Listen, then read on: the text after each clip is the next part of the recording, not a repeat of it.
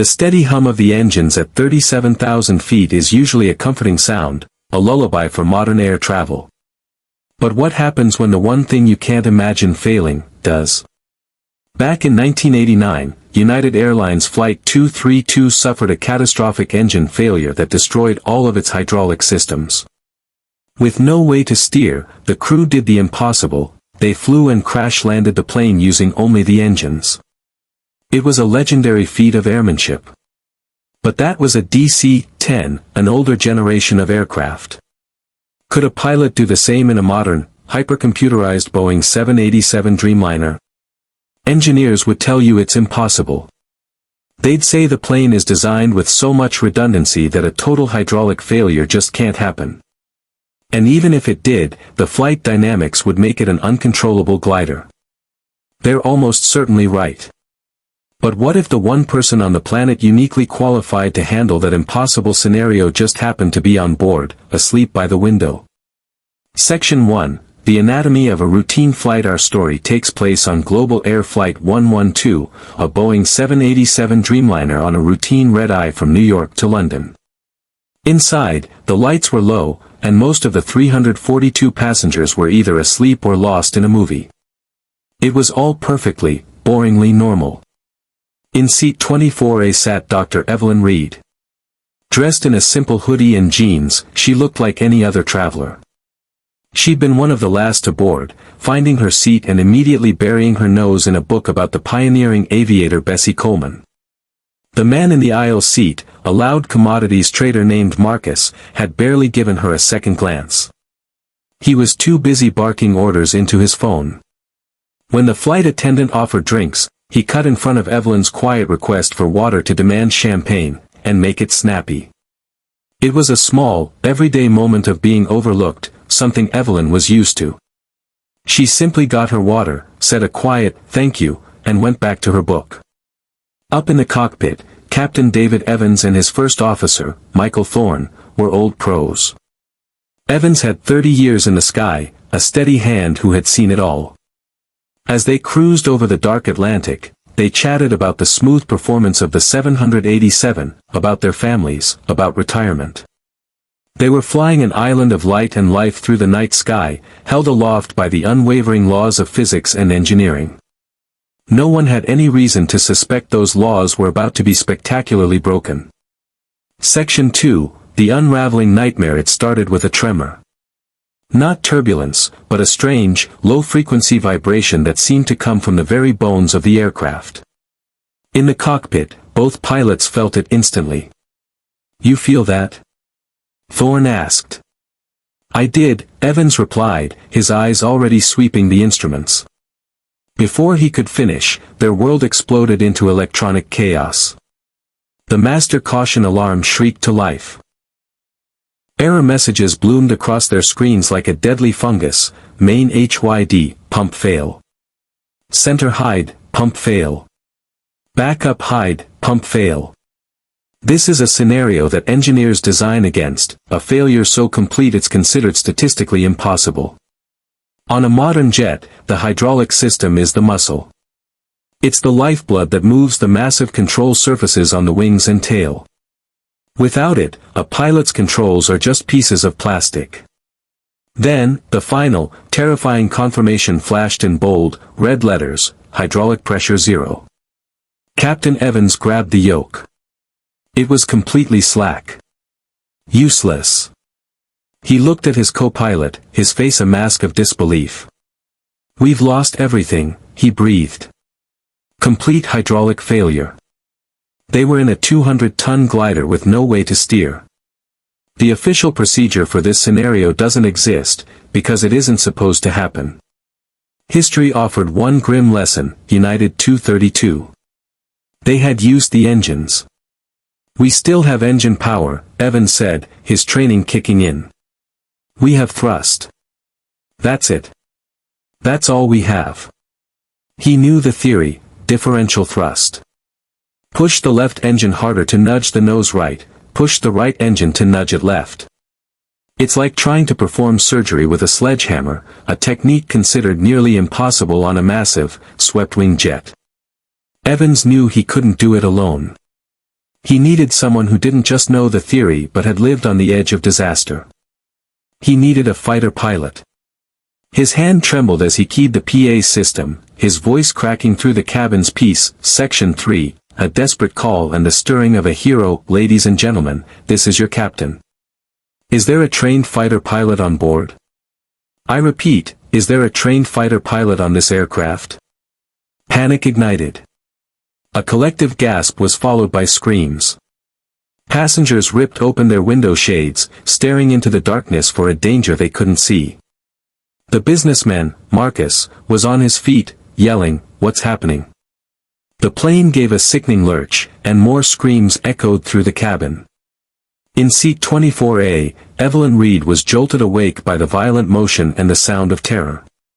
Then she heard a flight attendant repeat the captain's plea over the intercom, "If there is a fighter pilot or a military test pilot on board, please identify yourself." Test pilot. The words cut through her sleepy confusion like a spotlight. Her demeanor shifted instantly. The chaos around her seemed to fade away as years of intense training took over. Her heart rate steadied. She was no longer a passenger, she was an asset. She unbuckled and stood up. Marcus, the businessman, saw her and scoffed, "And what are you going to do?" "Sit down." Evelyn ignored him and made her way to the forward galley. The captain asked for a pilot, she said to the lead flight attendant, "Sarah." Sarah looked her up and down, the hoodie, the jeans. "Ma'am, please, this is a serious emergency." "I was a lieutenant colonel in the Air Force," Evelyn said, her voice quiet but ringing with an authority that stopped Sarah cold. "I flew F-22s. After that, I was a test pilot at Edwards Air Force Base. My specialty was degraded flight envelopes and unconventional control methods. My name is Dr. Evelyn Reed." Sarah stared, speechless. The credentials were so perfect, so impossibly specific to this nightmare, it felt like a dream. The plane lurched again, throwing them against the wall. That made the decision for her. She grabbed the cockpit interphone. "Captain," she said, her voice trembling, "I have a woman here. She says she was a test pilot. Flew Raptors." The reply from Captain Evans was stripped of all formality, the voice of a man being thrown a lifeline. "Send her in. Now." Section 4, the eye of the storm stepping into the cockpit was like walking into hell. Every screen was a sea of red warnings, the alarms a constant, deafening shriek. Captain Evans and First Officer Thorne were soaked in sweat, their faces ghost-white in the flashing lights. "You're the test pilot?" Evans asked, his voice raw. "Dr. Evelyn Reed," she confirmed, her eyes already devouring the instrument panels, not looking at what was broken, but at what was left. "Total hydraulic loss." "All 3 systems," Thorne confirmed. "No flight controls." "But we have engines," Evelyn stated, an observation, not a question. "I've been trying differential thrust," Evans said, "but I can't stop the oscillations." The plane was in a slow, swaying, Dutch roll that was getting worse. If it continued, they'd enter a spiral dive with no hope of recovery. "Your inputs are too large, Captain," she said, her tone direct but respectful. "You're chasing the roll, not anticipating it. You have to be 2 steps ahead." Evans just stared. In less than a minute, she had diagnosed the fatal flaw in his technique with chilling accuracy. "I need your seat," Evelyn said to the first officer. Thorne didn't hesitate. Evelyn slid into the right-hand seat, her hands going straight to the 2 large throttle levers. She ignored the useless yoke. "Captain," she said, her voice now filled with a quiet, absolute command. "You have the radios. Declare an emergency. Find me the nearest, longest runway you can. I recommend Gander." As Captain Evans got on the radio, "Mayday, Mayday, Mayday," Evelyn closed her eyes for a single second. She wasn't flying a machine. She was taming a beast. Her hands began a delicate dance on the throttles. Tiny, almost imperceptible nudges of power, feeling the plane's response. The violent swaying softened, then subsided into a manageable roll. Thorne and Evans watched, mesmerized. It was an act of impossible finesse, like watching a concert violinist play a Stradivarius. For the first time since the nightmare began, a sliver of hope entered the cockpit. They were still in a crippled aircraft, but for now, they were falling with style. Section 5. Wrestling with a titan for the passengers, the next hour was an eternity of terror. The engine sounds kept changing, whining one moment, rumbling the next, each shift a fresh reminder of the battle being waged up front. In the cockpit, there was only intense focus. Evelyn was in a state of deep concentration, her mind a supercomputer processing airspeed, altitude, and roll rate. "Gander is confirmed," Captain Evans announced, his voice steadier now. "They've cleared all traffic. Runway 22 is ours. 10,500 feet long." "Distance?" Evelyn asked, never taking her eyes off the displays. 180 miles. "Altitude 19,000, descending at 1,500 feet per minute, Thorne called out. "Too fast," Evelyn calculated instantly. "We'll hit the ground before we get there." She gently nudged the power, slowing their descent. First Officer Thorne was now her co-pilot, calling out numbers in a steady rhythm. Captain Evans handled the radios, relaying their impossible situation to a stunned controller in Gander. But as they neared Newfoundland, the final, terrifying challenge loomed: landing.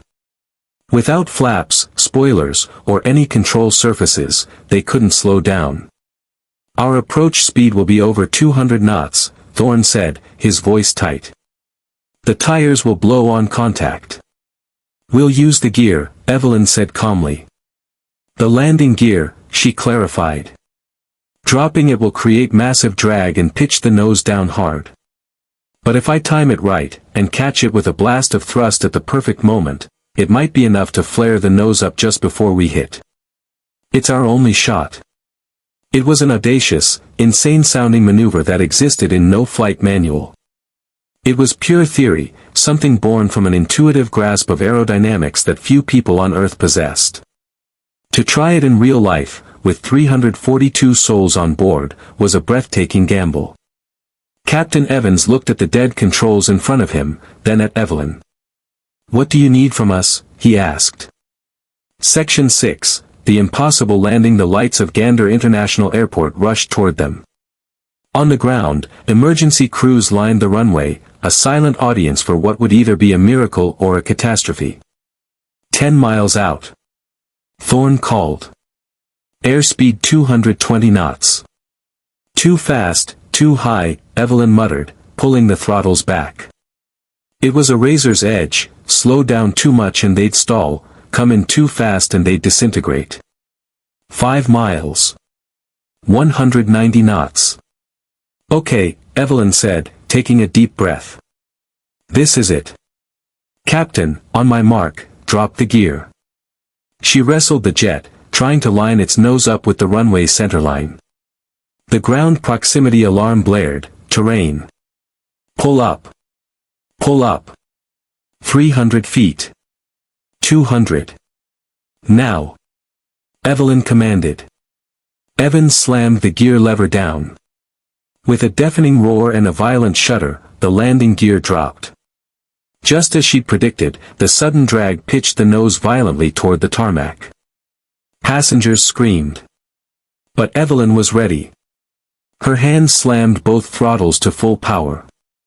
The engines roared, and the massive, underslung thrust kicked the nose of the aircraft upward with brutal force.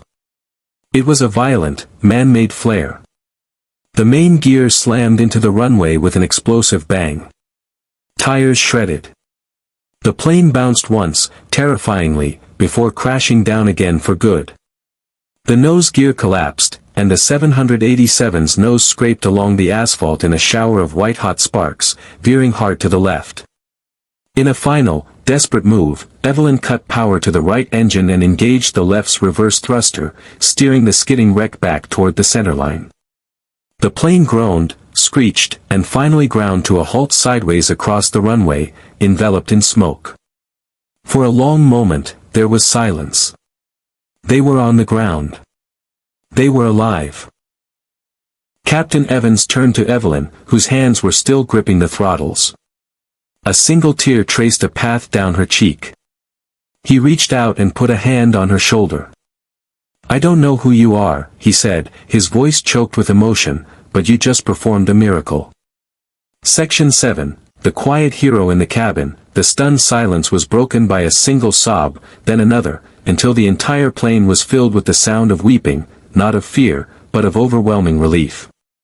As the emergency slides deployed, the cockpit door opened. Captain Evans emerged first, then First Officer Thorne. Then came Evelyn.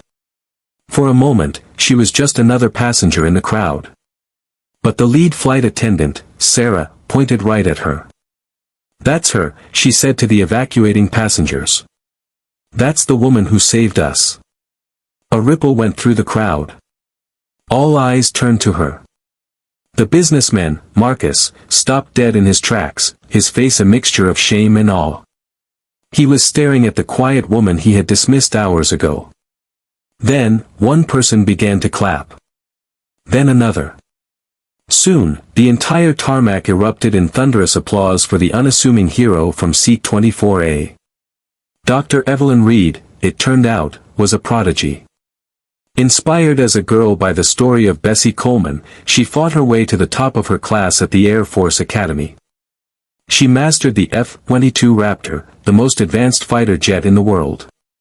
But her true calling was as a test pilot at Edwards Air Force Base, where her job was to fly planes that were designed to fail. Her entire career was spent in the degraded flight envelope, learning how to fly the unflyable. In countless simulations, she had practiced this exact scenario. She was, quite literally, perhaps the only person on Earth who could have been on that flight, on that night, and done what she did. Section 8, The Legend of Flight 112. In the years that followed, the story of Flight 112 became the stuff of aviation legend. The official investigation confirmed the impossible, a simultaneous failure of all three hydraulic systems. The black box recordings captured Dr. Reed's calm, precise commands turning chaos into control. But the most telling detail came later. Aviation experts and top pilots from around the world tried to replicate her feat in their most advanced simulators. They programmed the exact conditions of Flight 112. The result was always the same. Every single time, the simulation ended in a catastrophic, unrecoverable crash. No one else could do it. What Evelyn Reed had accomplished was not just a heroic act of flying, it was a singular event in aviation history. Evelyn herself never sought the spotlight. She politely declined the endless interview requests and returned to her quiet life, mentoring young women in science and engineering. For her, the reward wasn't the fame, it was the 342 lives she saved. Her story, however, became a global inspiration. It challenged every stereotype about who can be a hero. In a world that often mistakes loudness for competence, the quiet woman in seat 24A became a powerful symbol. She was proof that sometimes, the most extraordinary strength is found in the most unassuming person. CTA. For more incredible stories of hidden heroes and unbelievable survival, make sure you subscribe to our channel and hit that notification bell. You won't want to miss what's next. Conclusion. The story of Flight 112 is a powerful reminder that heroes are all around us, often hidden in plain sight. The passenger who was overlooked, the woman who was dismissed, turned out to be the savior for everyone on board. It proves that courage isn't about not being afraid, it's about acting in spite of your fear. And it shows that quiet competence, honed over years of dedication, can achieve the seemingly impossible. Thanks for watching.